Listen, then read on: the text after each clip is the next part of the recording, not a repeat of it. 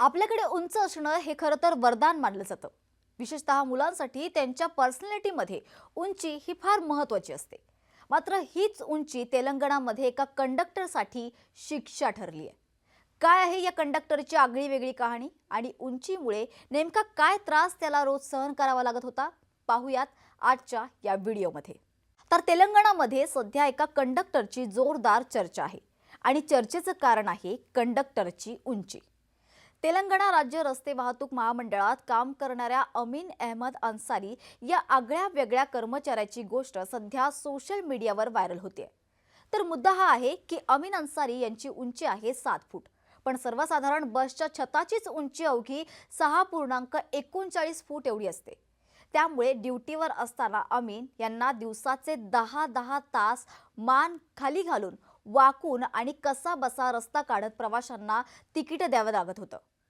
बसची रचना त्यांच्या उंचीसाठी अत्यंत गैरसोयीची असल्याने त्यांना सतत मानदुखी असेल किंवा पाठदुखी आणि झोप न मिळणे अशा समस्यांनी ग्रासलं होतं. 7 फूट उंची असलेले अमीन अहमद अन्सारी यांच्या शारीरिक व्याधींची दखल घेत खुद्द मुख्यमंत्री रेवंत रेड्डी यांनी त्यांना दिलासा देण्याचे आदेश दिलेत. आता अमीन यांची बसमधील कसरतीतून सुटका होणार असून त्यांना त्यांच्या उंचीला साजेशी नवी जबाबदारी सोपवण्यात आली आहे. सुरुवातीपासून सांगायचं झालं तर अमीन हे चंद्रयान गुट्टा इथले रहिवासी आहेत. 2021 मध्ये त्यांचे वडील जे कसगुडा या आगारात हेड कॉन्स्टेबल होते. त्यांच्या निधनानंतर अमीन यांना अनुकंपा तत्वावर नोकरी मिळाली. सुरुवातीला त्यांनी पोलीस कॉन्स्टेबल पदासाठी प्रयत्न केला, मात्र शारीरिक चाचणीत यश न मिळाल्यामुळे त्यांना मेहदीपट्टण आगारात कंडक्टर म्हणून रुजू व्हावं लागलं. त्यानंतर 2021 आणि 22 पासून अमीन प्रामाणिकपणे कंडक्टर म्हणून आपलं कर्तव्य बजावत होते. मात्र त्या काळात त्यांच्या शरीरयष्टीमुळे त्यांना शारीरिक त्रासाला सामोरं जावं लागत होतं. मात्र त्यांची ही व्यथा सोशल मीडियाच्या माध्यमातून सर्वत्र पोहोचली. याची दखल घेत मुख्यमंत्री रेवंत रेड्डी यांनी परिवहन मंत्री पोन्नम प्रभाकर यांना अमीन यांच्यासाठी सोयीस्कर भूमिका शोधण्याचे निर्देश दिले आणि त्यानुसार तेलंगणा राज्य रस्ते वाहतूक महामंडळाचे व्यवस्थापकीय संचालक VC सज्जनर यांनी अमीन यांना बसमधील ड्युटीतून मुक्त करून आउट ऑफ डेझिग्नेशन ड्युटी देण्याचे आदेश दिलेत.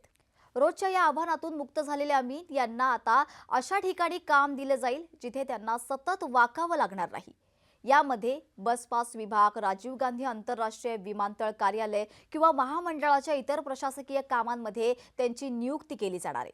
त्यामुळे त्यांना इतक्या वर्षांच्या त्रासानंतर अखेर दिलासा मिळालाय आणि यामुळे आता त्यांच्या शारीरिक व्याधीही दूर होतील. खरं तर असे अनेक व्यवसाय किंवा जॉब प्रोफाइल्स असतात ज्यात कर्मचाऱ्यांना वर्षानुवर्ष अनेक शारीरिक व्याधी सहन कराव्या लागतात, ज्याचे कालांतराने भयानक परिणाम देखील पाहायला मिळतात.